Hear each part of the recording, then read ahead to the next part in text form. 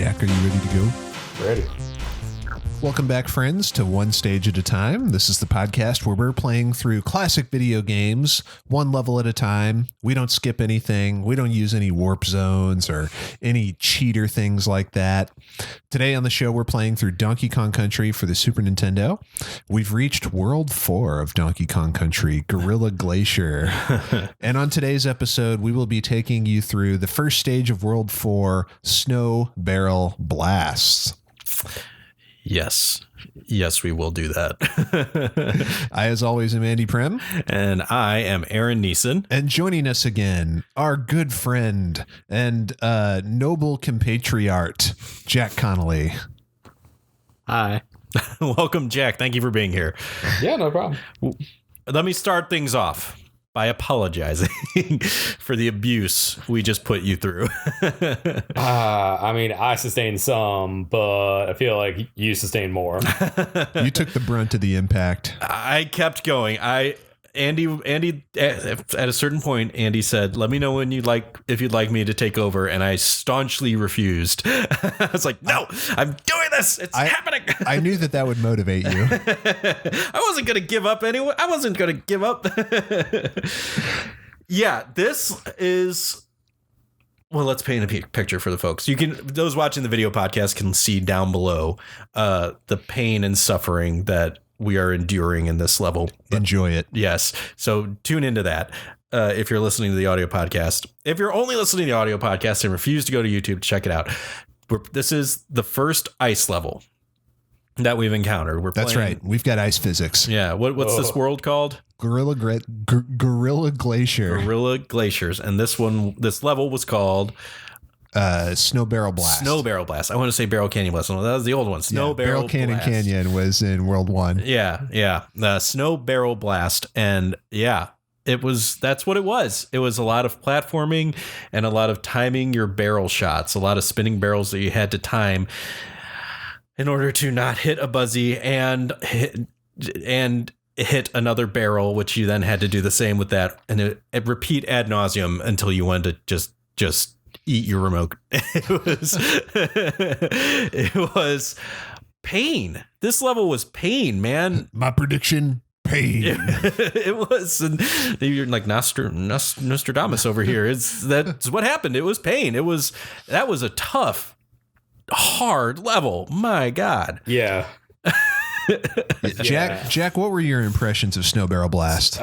This sucks. Pretty much this sucks. Succinctly put. Yeah, just a lot of like precision and like you got to time your jumps just right, but you like have this momentum that you're not really in control of because I guess it's supposed to be snowy ice, whatever. Mm-hmm. And like you gotta keep watching it, or else you'll slide into one of those gator chomp dudes. How do you feel about this is just a general gaming question, ice physics? They're a thing. Some people love them, some people hate them. What's your feeling about ice physics? Not a fan. Not a fan at all, for both of the reasons I just said. What about you, Aaron? Ice physics? Yes, no? If it's not overused, it's fine. Like I think ice physics are a fun little challenge. It's a twist on the physics you're used to, as opposed to like an entirely different set of gameplay mechanics. Like underwater levels, a totally different gameplay than what you're normally used to. Which is one of the reasons I don't mind Sonic underwater levels so much, because you're underwater, but you're still controlling Sonic as if he's just sluggish and you have to watch your breath. No, I don't mind ice physics that much. As long as it's used sparingly, like an entire world of it. Yeah, get ready, because that's what's coming. We'll be glad we did it once it's over, but I think that this world is going to cause us some headaches and some heartbreaks. That's an accurate prediction, I think. Short of it. Viewers, glad you're here for it, Jack. Listeners, tune in next time to see if Aaron's prediction holds true. So yeah, we've got ice physics here. You know, this is a 1994 game. I'm sure there were many games that used ice physics before this. I think Super Mario Brothers 3 has ice physics in World 6, which is the ice world. That sounds right. Yeah. And Super Mario World would have had ice physics in a handful of levels as well. So there's certainly some predecessors here. I'm trying to think like what other games might have used ice physics before this. Surely Ice climbers. Yeah, probably. Yeah, that's kind of a slidey game in general, as a lot of NES games were. Yeah. When did Mario Kart come out? Because they had some ice stuff, didn't they? Super Mario Kart? I'm not sure. Yeah, let me look that up here. Mario Kart. I'm gonna guess 93. That would be my guess too. So it's definitely a contemporary of this game. So, but I feel like there was some ice stuff in that one. Definitely was ice stuff in Mario Kart 64. Yeah, for sure. Yeah, so maybe this is a time period when developers are like experimenting with this idea of ice physics. Like, is it a good idea? Should we put it in all of our games? Where have they landed on that? I mean, I think it's still in like everything. Like every Mario game has some kind of ice level. Yeah. Like even Mario Odyssey has I forget what it's called, the Snow Kingdom. Yeah. Super Mario Kart indeed released in 1992. Yeah, so it came out before this. And I was close. I'm pretty sure it had some ice stuff in that game. I think it did. Yeah, I think so. So it's a tried and true mechanic to put something slippery under your feet. Well, this stage is not only slippery, it's got the blast barrel shenanigans that you mentioned. It's kind of a spiritual successor to Barrel Cannon Canyon in that way. Which I was not a huge fan of either. No, I recall this from when we played it. Yeah, like it's hard. Getting the timing down is hard, especially when it's not like a perfect circle. Like it moves on a hex. Yes. Right. Like, there's 8 directions. Octagon. It moves on octagon. So it's like and if you're trying to time it, it's just not.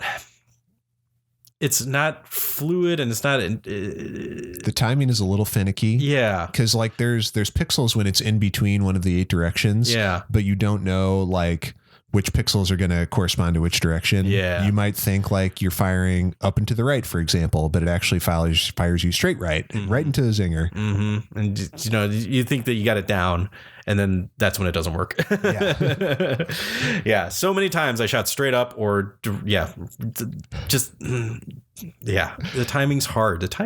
And it's one of those things where it's like, it's not like you messed up and because you did something like, what you're supposed to do here.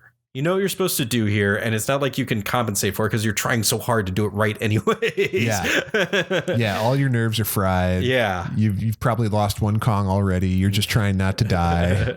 Yeah. It's not like, oh man, that zinger, it zigged. I zigged when I should have zagged. It's like, no, I tried to do it right. And the game said I did it wrong. Jack, I remember you saying you played the Game Boy Advance version of this game. Yes. So like when you played that originally, many a year ago, do you remember Snowbarrel Blast from that playthrough? No, I do not, but I kind of remember like on ice levels, it would be like press forward twice and then back once to stay with some semblance of control. Yeah, to like compensate for the slidiness. Mm-hmm. That makes sense. Mm-hmm. That's one of those things like when we're kids, like we don't necessarily have specific memories of these things, but like when we go back and play them now, it's like, my God, how did I ever get through this nightmare when I was a child? Yeah, and Donkey Kong Country is significantly harder than I remember it being. It's a hard game. Yeah. I played all the way through the Game Boy version, Donkey Kong Land, and I don't remember it being this hard. I can't speak to that. I haven't played Donkey Kong Land personally, but honestly, at this point, I think that's probably like just the filter of childhood. I bet it was hard as all get out. And as a kid, I just kept going and going and going and going and going because it's a video game and you just play until you beat it. Because your parents will buy you a new one. Yeah, I completely agree with those sentiments, fellas. This stage, Snowbarrel Blast, I think is one of the hardest stages in the game, as well as one of the longest stages in the game. It's a long one here. Yeah. Just getting to the midway save point took quite a bit of effort. And then there's a cool like narrative element in this stage where there's snow falling and it gets heavier at set points throughout the level until we're in just a huge blizzard by the end of it. And there's a filter on the foreground that makes it difficult to see what you're doing and adds another layer of challenge to an already very difficult stage. Interesting. I don't think I even noticed it. Really interesting. Yeah. You were just too focused on the stage. Focused on it, like, and angry. Just like I saw red. I didn't see any blizzards. I just saw red. He went into a berserker trance, folks. Pretty much. Yeah. So this is a stage that I've played this game every year or two throughout my life because I love it and I'm a Nintendo dork. But this is always a stage that I dread going back to. Yeah. It's one of the toughest ones in my opinion. Yeah, no doubt. No doubt. Hi, Yoshi. Yeah, I don't think I ever want to play that one again. I got through it now and I'm ready to move on. Well, get through what we did and move on we will. Before we move on quite too far away, I just wanted to mention a couple more things I had written down here about this level. There are 3 bonus areas. We discovered them all. One's at the very beginning. One is right after the midway point. You go backwards and jump over a Crusha into a pit. And then there's a third one. Is that the midway point? It's right after the midway point. It felt like it was so much further into the level. I know, right? Honestly, I thought it was the previous level. We'd been playing for so long, it felt like we'd moved on to a different stage. It's so friggin' long. No, I'm proving it to Aaron now that's where the midway goal is. Yeah, okay. I mean, I don't doubt you. Okay. Yeah, no, I just wanted to show you. Yeah. I don't know if I've mentioned this, but there's a website I'm using, dkc-atlas.com, that has maps of all these games and stages. Very good website. I'll give them a shout out here. Yeah. But that's the second one. And then the third one is a little bit later. You have to fire yourself straight down from a barrel. There's not really any indication that there would be a secret there. So it's really a leap of faith or a barrel blast of faith, as it were. But those are the 3 bonus areas. There's also a warp, sort of. It's not really a warp. It's a shortcut, though. It's a shortcut. Which I discovered on accident, on purpose. So Andy, right? This is what you're talking about, right? Yeah. Andy, so there's a blast barrel along the bottom of the screen at a certain point that if you hit it, it'll shoot you far, far, far along into another blast barrel, shoot you far, far along, and then spit you out at the end. Andy was trying to show it to me. This was pretty far into the gameplay when we were like, oh my God, we keep dying. I keep dying. Yep. And I had almost beaten it. And he was like, well, here, check out this shortcut. And he tried to direct me into a barrel to shoot directly into it. I missed the barrel he was trying to get me into. Yep. And accidentally landed in the shortcut anyways. So I messed up and found it on accident while trying to find it on purpose and got to the end of the level that way. That's correct. It's kind of I would have found it even without you. You're just so good at this game. You just naturally are attracted to secrets. My instincts took me there. Barrel Canyon had one of these where you can fire yourself over most of the level using hidden blast barrels. That one was pretty close to the beginning, though. It was. That one you can skip pretty much the entire level. I think I remember that. Yeah. If you find them. Yeah. This one is just kind of that last third of it, that most difficult section. Yeah. Which you almost did legitimately. Yeah. Yeah, you were very close. If I'd done it another couple times, if I hadn't on purpose accidentally done the shortcut, you were gonna get it. I think I was gonna get it. There's on the map here at DKC Atlas, it shows a blue balloon, which I suspect you can only get if you get there really quickly. Yeah, there's blue balloons are exceedingly rare. There are 3 up. So I remember you talking about how the creators of this game said that they made it so that there could be a rhythm. Yes. So like if you did it like and I kept on like having it wild. I kept on having half a mind to try and like immediately hit the button. Yeah. Like once I hit a new barrel and see if like how well I could do that. Cause it seemed like if I had, it would have been fine. Yeah. You could get just the perfect run. Yeah. Yeah. Which I guess the speedrunners probably do all the time. But actually, no, speedrunners would just take the secret. Sure. Yeah. And they get it in a kind of a tricky way. They like they don't even go through the blast barrels. They do like a roll jump and like try to just get under it and nail it. And it's really hard to pull off. I think they call it like the under jump or something like that. Okay. But it's apparently really hard to pull off rather than just finding yourself straight down and do it like you're supposed to. Does that, I assume that ruins some people's speed runs. Oh yeah. Or are they just so good at it? 100%. Yeah. Yeah. No, I mean, if you watch them live in like marathons, they screw up a lot. Yeah, I bet. So that's there were a couple other things, or maybe one other thing I wanted to mention. New track. Jack, how did you like listening to the music in this level? How did it sound in your ears? I didn't even notice. It was that stressful. You were just so traumatized by what was happening. I think Jack and I are in the same boat there. Like I did not make a note of the music. It's not that often that I do make a note of the music. Like when I listen to it, I'm like, oh yeah, that's really lovely. That's nice. But like mostly it's just background noise to me. Yeah. Yeah. Well, the music in this stage is kind of ambient anyway. It's kind of a little like anxiety inducing, it's a little, the music is just kind of setting the stage. Yeah. It gives you kind of a bleak feeling. It's called Northern Hemispheres, and it's again by Evelyn Fisher. Okay. Really an unsung hero. I mean, the more we play this, the more I realize how many tracks are by Evelyn Fisher. Novakovic now. Yeah, Novakovic now. I tried to find some more information about her. She hasn't worked in the industry in a long time. It seems like I remember a few episodes back I said that she's still out there, but upon a little further I guess I just found her and I was like, oh yeah, she's still out there, but a little further digging, it doesn't seem like she's in the industry anymore. Yeah. The last thing that I saw that she did was Perfect Dark Zero, where she provides the voice of Joanna Dark. Really? Yeah, she's the voice of Joanna Dark in both Perfect Dark games. Huh. Perfect Dark Zero and the original on the original, N64? yeah. Cool. And, I guess that was a rare game. Yeah, she was also the voice of Tiny Kong in Donkey Kong 64 and various other characters. Yeah. Yeah, right on. Yeah, good for her. Yeah. I hope that she's happy in whatever venture she's doing now. Me too. Evelyn, if you're out there, let us know. Drop us a line. Tell us how you're doing. We're big fans of your work. So I think that's all I had to say about the stage itself. Fellas, did you have anything else you wanted to add about the stage? Jack, anything? I hated it. Just want to reiterate my loathing of it. Jack is the id of this program. He's giving us the raw emotion, unfiltered and uncut. Pretty much, yeah. How are we doing on time there, Aaron? I think that's... Yeah, we're doing pretty good. Do we About have some 15 time? or so minutes in? We got some time for some history? Yeah, let's do a little history. Let's go to the history department, folks. Hit that drop, Aaron.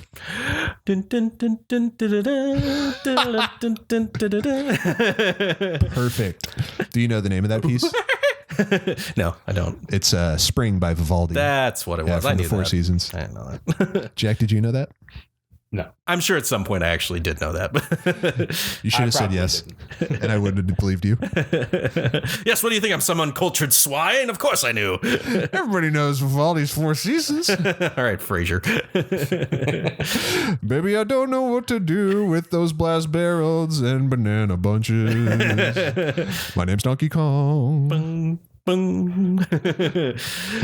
All right. Slammer. Banana Slammer. Bananas all over my face. What is a Kong to do? All right, let's talk about some history. They're rebooting that. Yeah, I heard that too. Yeah. Kelsey Grammer has said in interviews that they're going to make some more of it. I mean, I'm sure it'd be funny if they get the original writers back, but yeah, it's going to be lacking something without Martin. Yeah, that's a bummer. Yeah, truly a bummer. Yeah, I know. No kidding. Yeah, maybe they'll bring his son in though, and he'll be the dad this time. Because he's an absentee father throughout that whole show. Yeah, pretty much. Well, he went off at the end to go be with Laura Linney too. Like, oh, see, I forgot about that. I bet they'll just drop that completely. Probably. Yeah. Oh, well, bummer. Anyways, history. Let's get into some history here. The Frasier Cast is a new podcast we're developing. We're watching Frasier one episode at a time. I would do that podcast.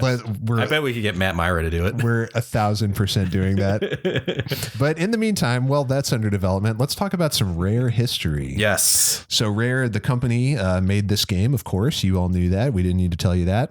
Rare is an interesting company. We've talked on this show before about their unique culture.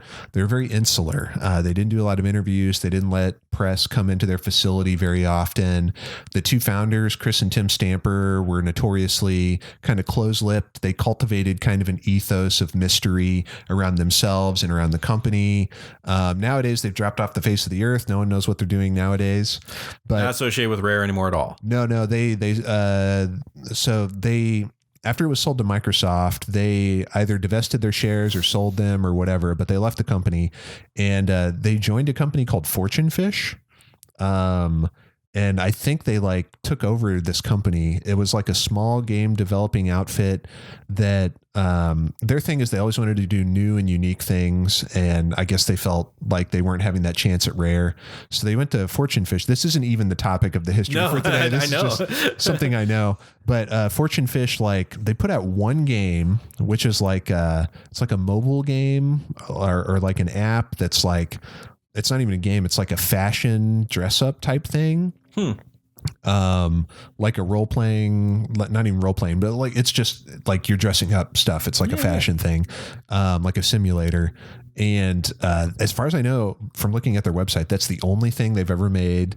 And they say they're working on things now, but what that might be is unclear. When did that come out? It was several years ago. Yeah. It was right after the sale to Microsoft. Okay. Well, they sold to Microsoft in like 2005, I think. And the Stampers were with the company for a little while after that before they quit. Okay. So I don't know. It seems like Fortune Fish is not doing too well, honestly, which, that's unfortunate. You never know like how well those apps will sell though. Yeah, that's true. Like I don't know, there's gotta be a market for it. There would have to be. I mean, otherwise, why would they do it? Mm-hmm. So I don't know. Stampers, if you're out there, let us know what you're working on. Yeah, call in. Get on Twitter. Drop us a line at our web zone. Post a comment to this web zone. We'll send you a pizza roll. Yeah. But during Rare's heyday, I'm talking like, the late 90s, early 2000s, they did have a couple interesting ways of communicating with their fans. One of the biggest ones was through their website, rareware.com. Mm-hmm. Rareware.com was kind of a sort of well-known, kind of infamous sort of website back in those days. I'm talking like 1998, 1999, the good old days of the internet, sort of like an underground thing, and it was just chock full of like goofy British tongue-in-cheek humor, pretty funny, lots of like, poking fun at themselves and their history. And they had a letters page, actually 2 letters pages.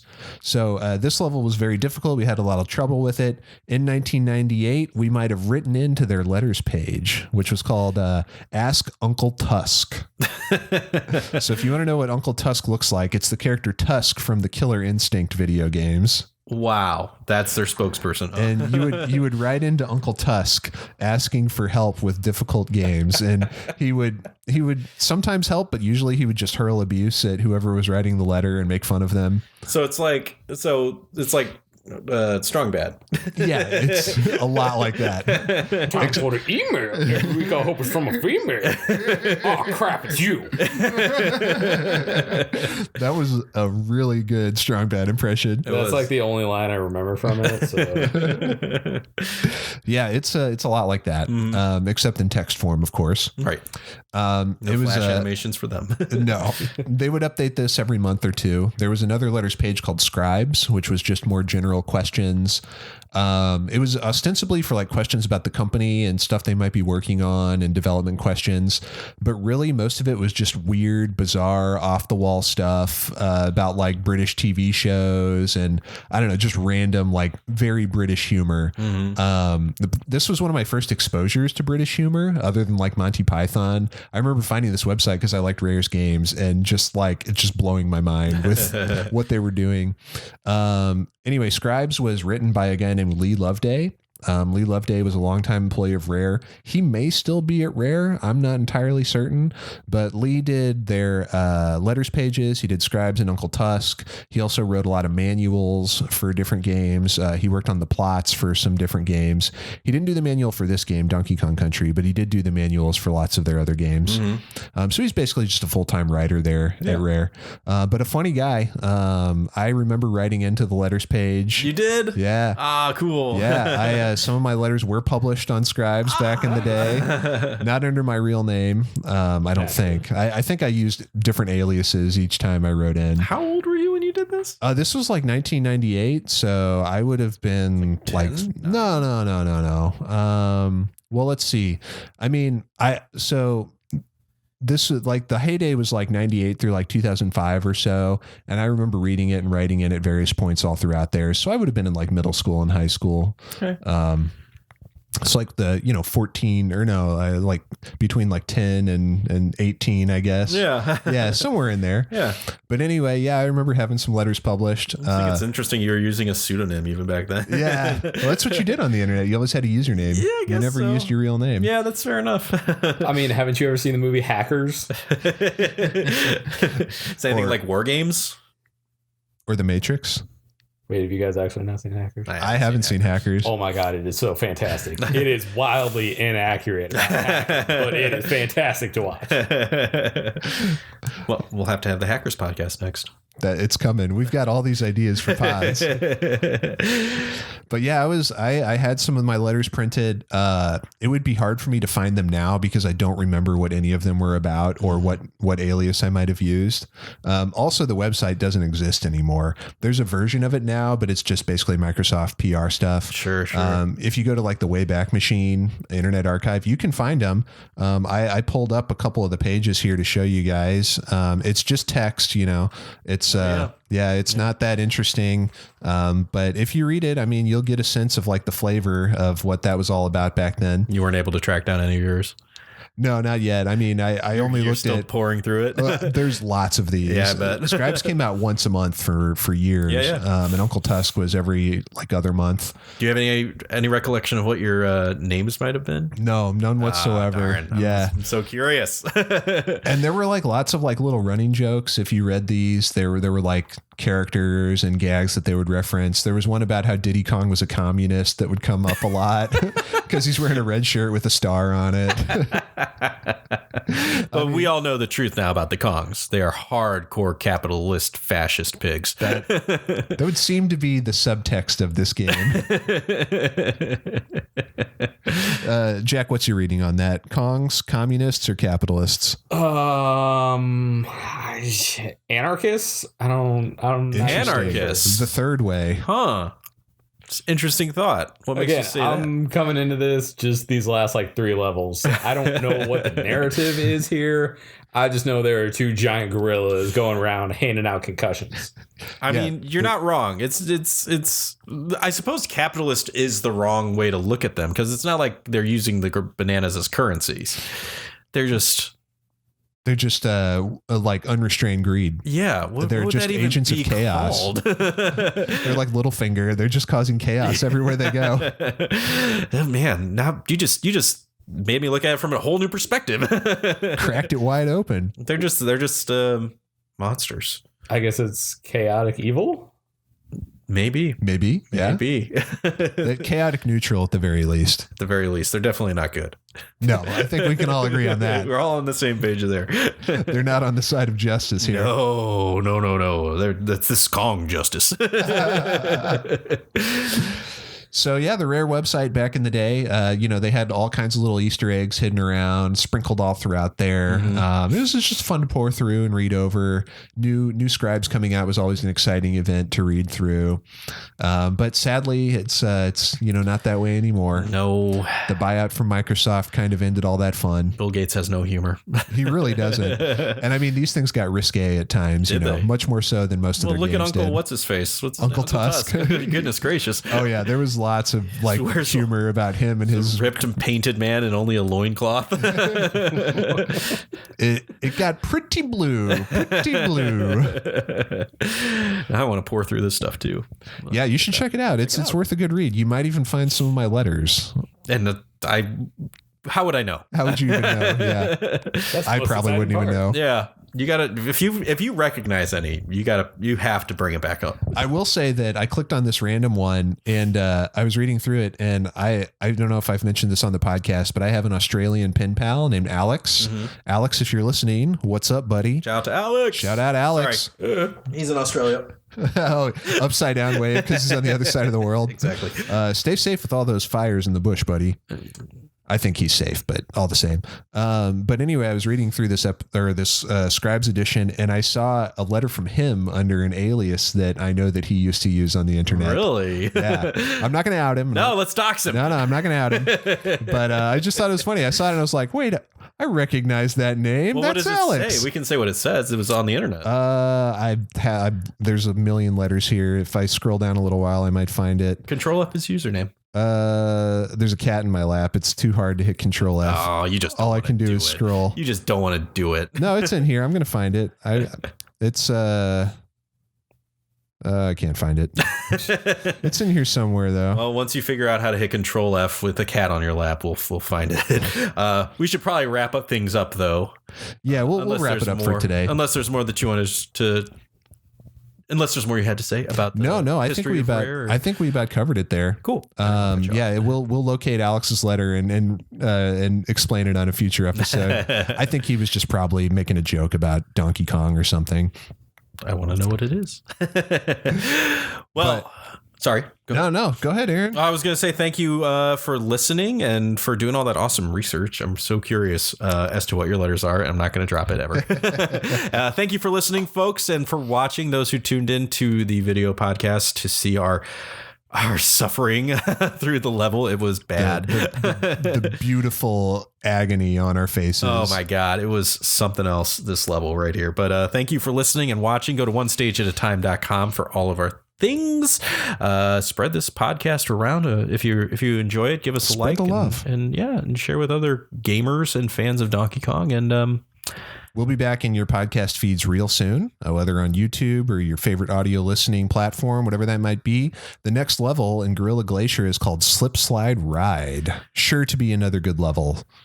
Good. Jack, thank you for being here, buddy. You think you're gonna stick around for maybe one more?